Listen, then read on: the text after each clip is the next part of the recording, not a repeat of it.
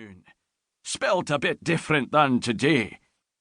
Me great-great-grandfather Ian McGregor had a pub here, the White Horse." "Sounds like it would have been a wonderful place to visit," Richard said. "Dinna ye go talking about such things.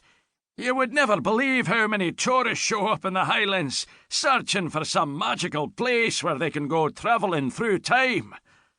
Richard laughed. "Really?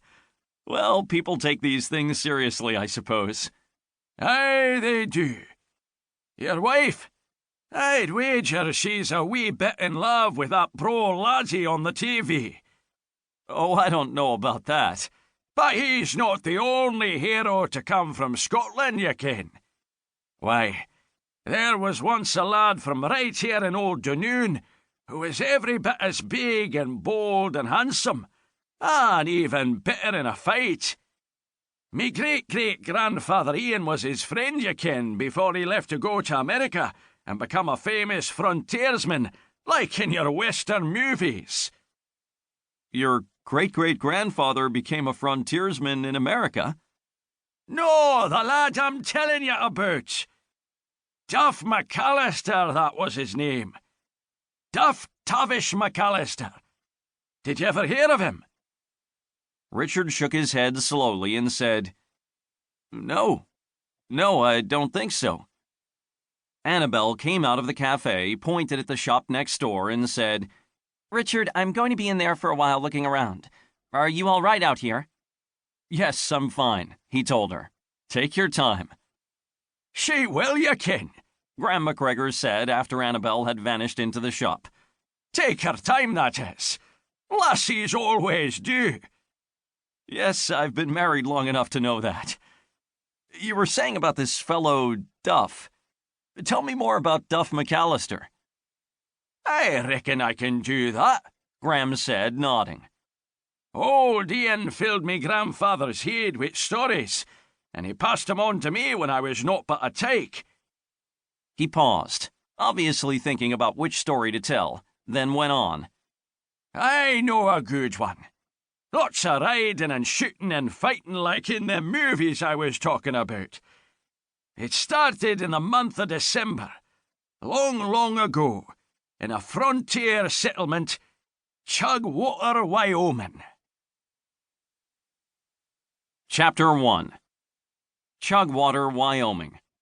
Back then. Duff MacCallister took off his hat and raised his arm to sleeve sweat off his rugged face. "If I dinna ken what day it is, I'd say it was the middle of summer, not December."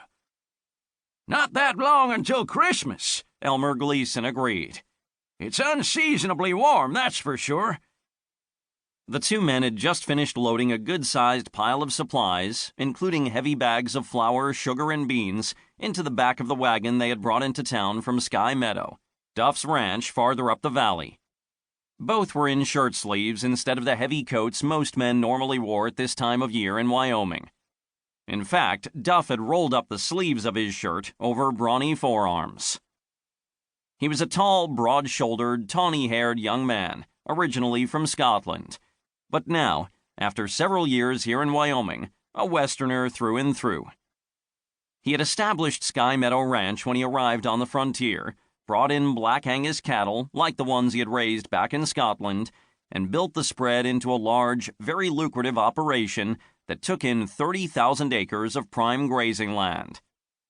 Elmer, a grizzled old-timer who had lived a very adventurous life of his own, had been living on the land when Duff bought it, squatting in an old abandoned gold mine at the northern end of the property.